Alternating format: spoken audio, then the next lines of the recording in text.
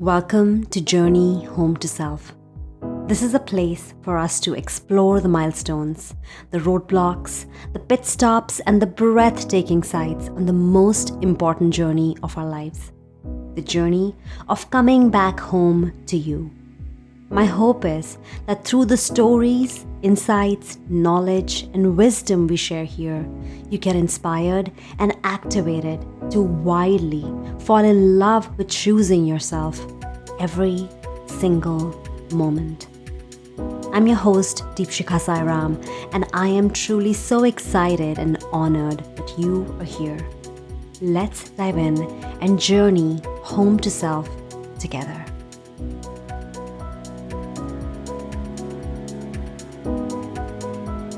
Hello, beautiful people. Welcome back to another episode of Journey Home to Self. I hope you're enjoying the show and you love hearing from beautiful guests that we've had on the show. We'll continue to bring them and continue to learn from them. Other than that, every other week you'll also hear from me in a series we are calling #DSpeaks. In DSpeaks, you will specifically hear my stories, insights, and teachings on a wide range of topics, all related to guiding you to your journey home to self. I believe the biggest gift that I can give to anyone is to share my truth. I'm deeply committed to my journey home to self, and I hope that in my sharing you can find relatability, inspiration, and a feeling of I'm not alone, and if she can do it, I can do it too. I do realize that I have made to look like that this journey is the hardest thing that you'll ever have to do. And it is, I'm not going to lie, and you'll hear this from many other guests as well, that even though in the moment it can feel very hard, it can feel tough, it is the hardest and the most incredible, the most beautiful experience of your life. I was journaling yesterday and I was suddenly overcome with so much gratitude. I've had a tough last couple of years. I've shared some of the things in the past episodes and I'll continue to do so. But I realized during my journaling that every moment, every person, every situation that happened was almost orchestrated for me so that I could find myself. I could find my joy, my inner peace, and recognize the true sense of self. And today I want to talk to you about two things. First, I want to define what sense of self mean. I know many of you are drawn to this episode and this podcast because you know that your life cannot go on the way that it is going on right now. Maybe you're in a funk and you can't get out of it no matter what you do. You know that something is off, something is missing. Maybe you're a high achiever and yet so tired of striving to achieve all the time. You may notice how you're shrinking yourself with people pleasing, doubting yourself, and ignoring your desires and pleasures.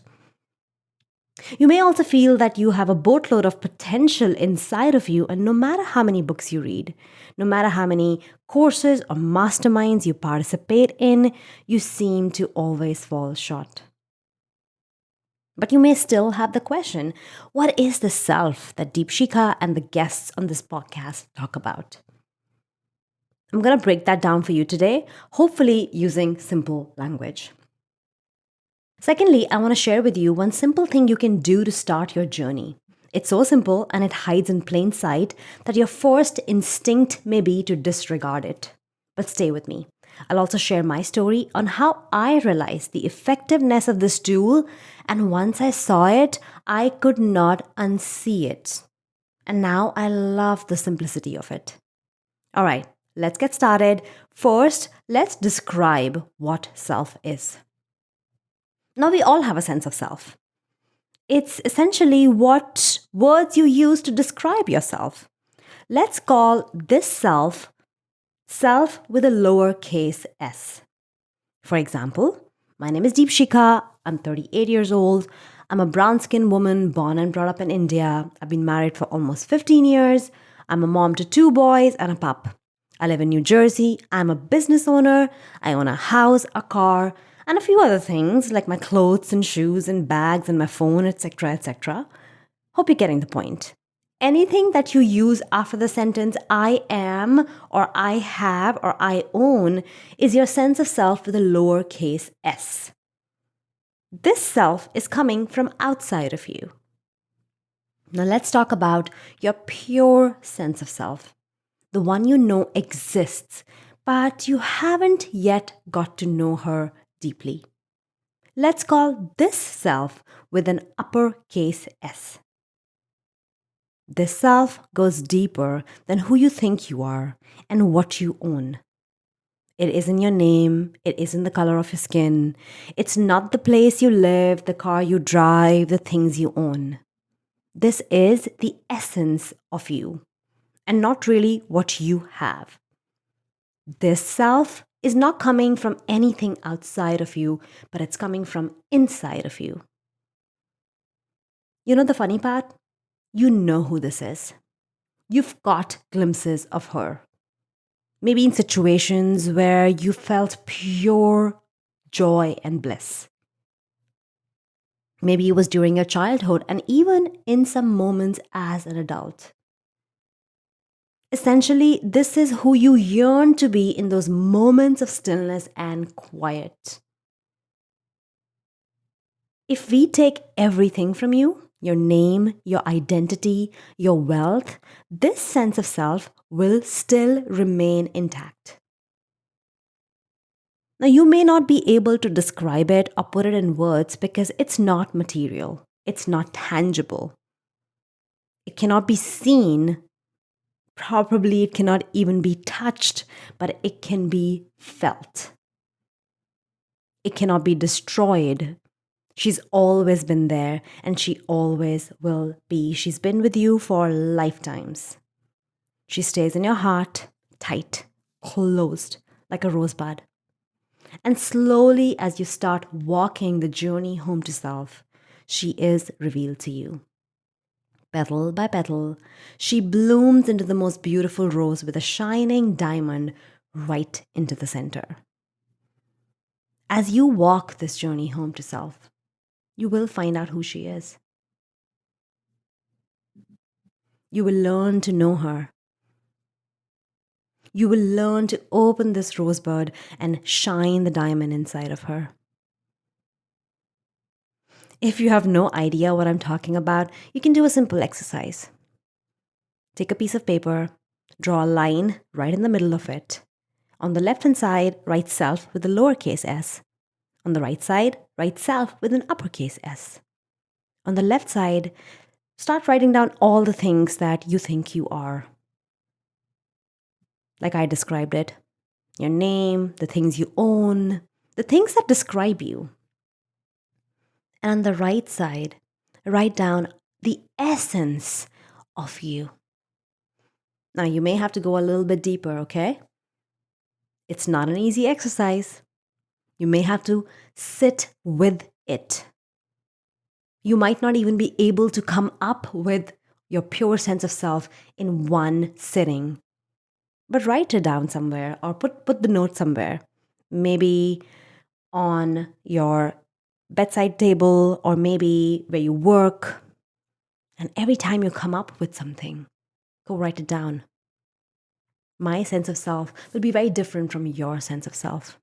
But think about the moments in your life where you felt pure joy. The joy that is not coming from a dress or a donut or a book, maybe. Maybe that joy is coming from just being. Another way to find out your pure sense of self is being in places where you feel that you are you, the authentic you, the real you. For some of you, it might be around some people, maybe in a community or maybe with a beautiful friend. Maybe it's going to be with someone you really, really love, maybe your partner, maybe your children. For some of you, maybe it'll be in nature, maybe on a beach, maybe in the woods. And take the paper with you if you're going into the woods or the beach. And start writing down all the things that are not materialistic, that are not tangible, but are the essence of you.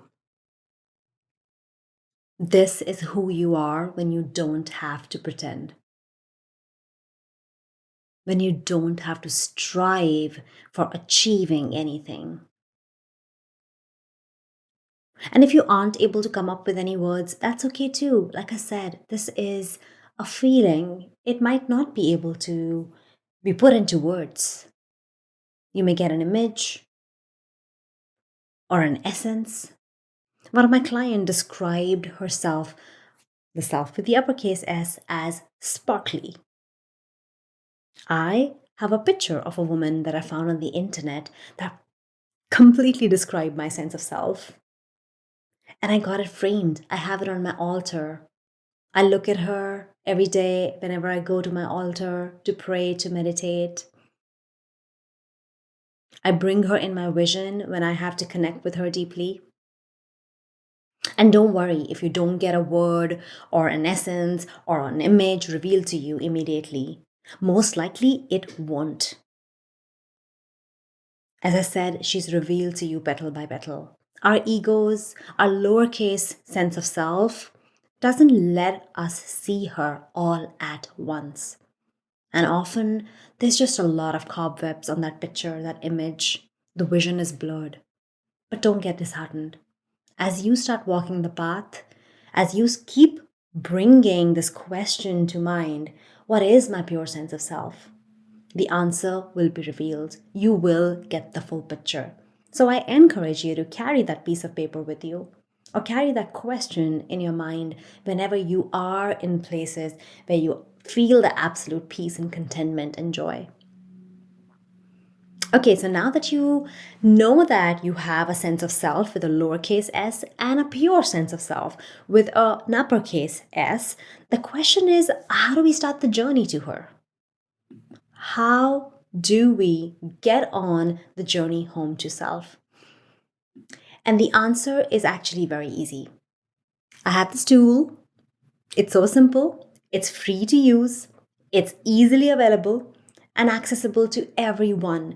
And it may sound too simple that you might undermine its power, but stay with me and try it out. That's all I ask of you. Try it out. And it's called free will. Yes, we all have it. All humans have free will.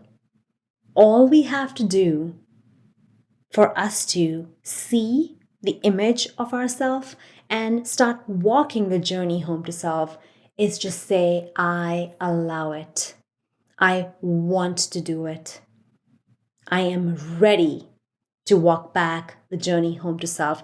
And yes, it is that simple. Now you might say, really, Deepshikha, really, is it? And do we really have free will? Yes, we do. Let me tell you a few examples on how I understood the importance and the power of free will. So, earlier this year, I went to a 7-day meditation retreat with Dr. Joe Dispenza. And it was just one of the most beautiful and transcendental experiences of my life. And I had many, many mystical and transcendental experience. And I definitely will share more. But here, I just want to talk to you about the free will part of it. We were there for 7 days. We meditated for long hours every day, 10 to 12 hours every day. And going in one of the meditation, I set an intention. I could feel that I had a lot of judgment inside of me. I was judging other people, I was judging myself. And I set an intention that I wanted to let go of the judgment. And during the meditation, I immediately saw myself transported to what looked like an ancient temple. It had this enormous violet flame burning right in the center of it. And for those of you who might be aware, violet flame is used for transmutation in spiritual alchemy. It's a very potent and powerful technology almost for cleansing and purifying and transmuting lower, dense energies into higher frequencies. In my meditation, I saw this beautiful priestess who helped me in bringing forth my intention of letting go of my judgment. I had this beautiful experience of where she led me into this powerful energetic transmutation to use the violet flame and cleanse my energy. And I asked her, why this place? Why now? I had almost forgotten about the intention, but I didn't realize that that's what was happening in the meditation. And she just smiled and she said, "You asked for it." And then she went on to explain to me that we humans have free will. Unless we ask for what we need or desire, whether it's freedom from a limiting belief or freedom of having money, the spiritual realm can't intervene. But once we ask, once we allow, once we give permission, our guides, our angels, and our entire spiritual family gets to work. Now, I'm not going to lie, this message had come up repeatedly for me in my prior experiences as well. In another instance, I was working with my spiritual mentor and we were doing a channeling session. And she channeled the exact words: "If you could only see what we see, you will see an entire army of angels, ascended masters, archangels, your soul family, your spirit guides, and throes of light beings that are waiting eagerly for your command. Without your will, we will never intervene. But as soon as you invoke us, you allow us, you give us permission, we will move mountains and part seas to help you in bringing forth your sincere and honest intentions that are aligned with love and is for the highest good for all mankind." These were the exact messages that my mentor had channeled for me to hear. And in spite of receiving this message in various forms, I almost never invited help. One of my core beliefs was that it has to be hard, I have to suffer, and I don't have free will, as many of us do. And then this past spring, I had this intense experience where I kind of tested this whole free will theory out. It sounds too good to be true, but I'm here to tell you that that was my exact experience. And since then, I absolutely believe that our free will is the biggest gift and the most powerful tool that we have. And we have the power to invoke it whenever we want. Now, back in spring, I had been having this health issue that just refused to go. It had been almost 2.5 months that I had been dealing with it. And not only was I not getting better, it kept getting worse and worse and worse. It was affecting me physically, emotionally, and mentally. I was in the doctor's office every week, getting my blood drawn, getting tested, while they were trying to figure out what was happening. I was also trying to be for my family and have a normal life. And honestly, week by week, it was just getting hard. It was a gynecological issue, and the doctors just didn't know what was happening. My tests were coming out normal, but my situation wasn't improving. So the doctors, as they usually do, were applying a let's wait and see strategy.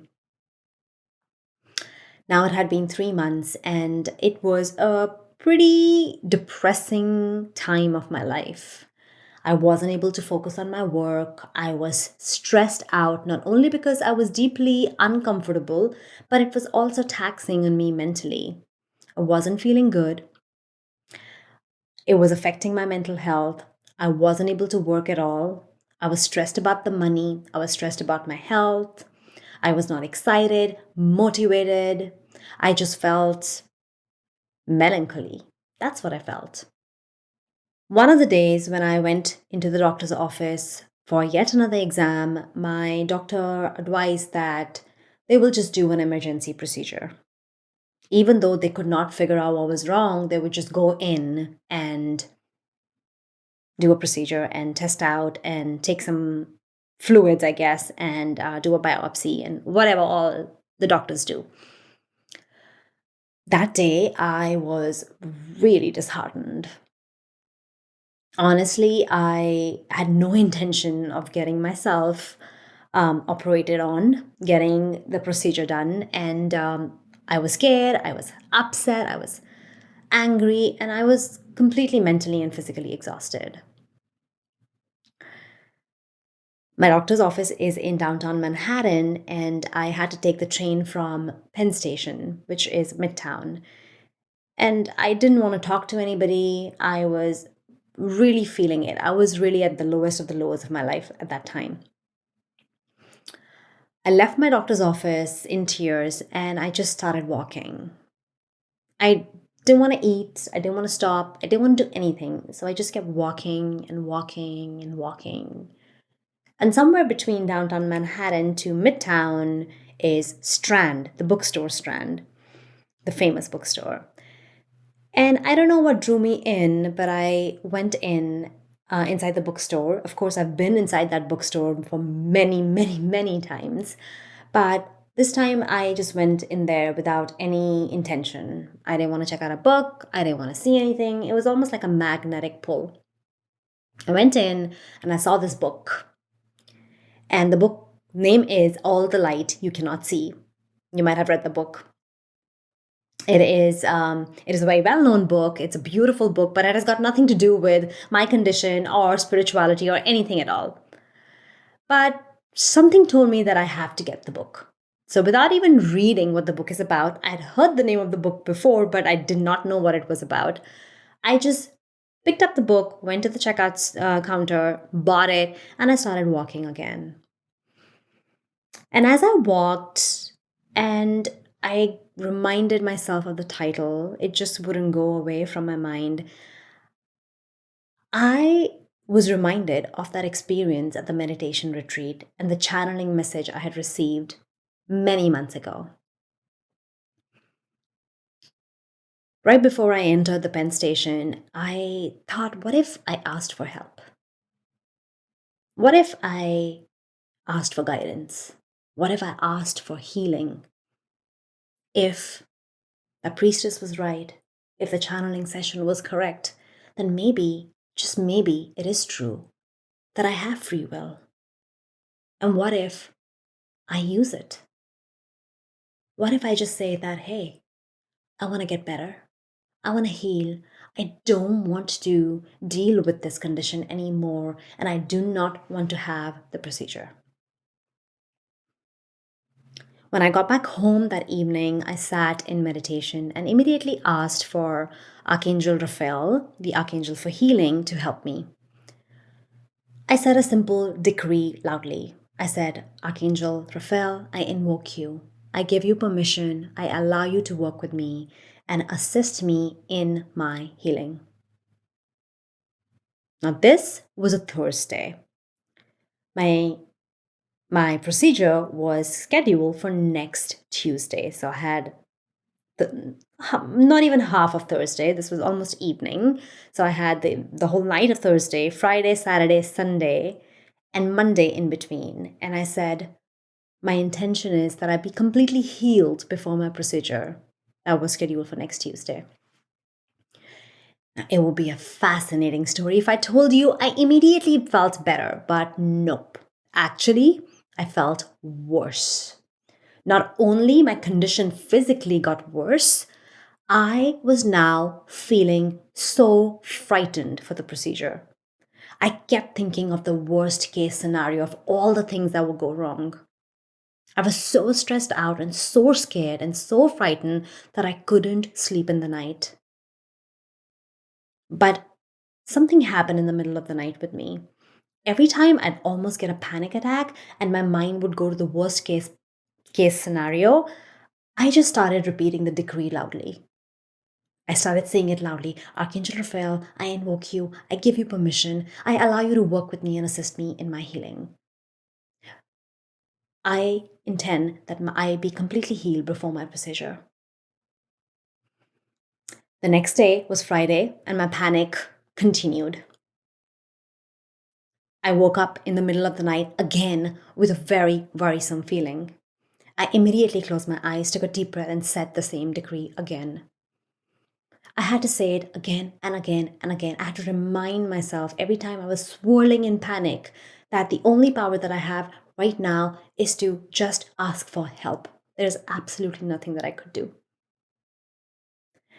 Suddenly, something shifted on the second night. First of all, physically, I felt like I was covered in emerald green light, which is the color of the Archangel Raphael, and a feeling of almost serenity passed over me. Suddenly, the panic left my body and I felt calm. I felt peaceful. It's difficult for me to explain it in words, but it was a feeling that I will be protected no matter what. With that serenity, I didn't even realize when I went back to sleep. When I woke up the next morning, I felt the stress in my shoulders had left. Mind you, there was no change in my physical condition, but something had shifted and I felt okay with whatever was going to happen. I was no longer scared. I was still hoping that by some miracle I would be absolutely fine in 2 days, but I knew now that even if I had to get the procedure, I'd be okay. In short, if I had to describe it, I would say I had this complete trust and faith that I was being protected. Then Tuesday came and I went back to my doctor's office for the scheduled procedure. They were ready, I was ready. Before the procedure, my doctor ran some tests again. And guess what? My scans looked perfect. My symptoms had completely disappeared. I did not need the procedure. My doctor, my gynecologist, she patted my knee and she said that I don't really think we need to do this procedure. I would like you to leave now and enjoy this beautiful day. It was a beautiful spring day. I'm telling you, I ran out of that little room as fast as I could. I didn't even wear my shoes. I just picked them up and ran in my socks. And a funny thing happened. As I stopped in the reception area to put my shoes on, there was a song playing on the radio and it caught my attention. And the song was And That's the Way It Is by Celine Dion. And the part that got the attention was I'm not going to sing it for you, but the words were this: when you want it the most, there's no easy way out. When you're ready to go and your heart's left in doubt, don't give up on your faith. Love comes to those who believe it. And that's the way it is.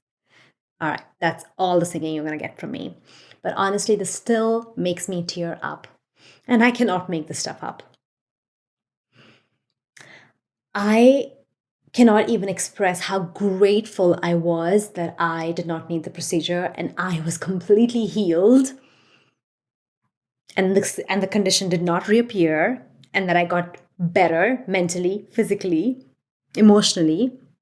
But that is not even the most important part. The most important part is that we have free will. We can invoke it, we can invite it, we can give it permission, we can allow the, the entire cosmos, our entire family, our soul family, the archangels, the ascended masters, the angels, our spirit guides, everyone to work with us when we just say yes. And this is the part that I need you to get. It doesn't matter if you do not see a clear picture of your sense of self. It doesn't matter if you don't have the right words to explain what it is that you really desire. It doesn't matter if you don't have the right words to explain what it is that you feel like is missing from your life right now. All you have to do is say yes. There is this all the light in the universe that we cannot see. And if you could see, you know how many beings are rooting for you, how loved you are, how eagerly they're waiting for you to just say yes. And remember not to give up on your faith, because that's how the light gets in. And as Celine Dion, the great says, that's the way it is. And it is as simple as that. And when I was journaling last night, and when I was overcome with gratitude, with so much emotion and love for all the things that happened in the last couple of years for me, one thing that dawned on me was, oh my gosh, I had asked to be here on the other side of it. I had asked that my purpose be revealed to me, that my people pleasing be taken away from me, that I do not doubt myself anymore, that I know who I am. I had asked for it, I had given my permission to it.